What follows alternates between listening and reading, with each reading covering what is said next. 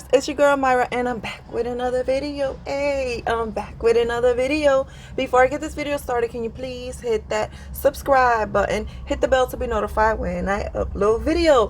What up, y'all? On today's video, we're gonna do a Halloween glam look. I don't know how I did. Let me know down below if you guys think this is cute or whatever.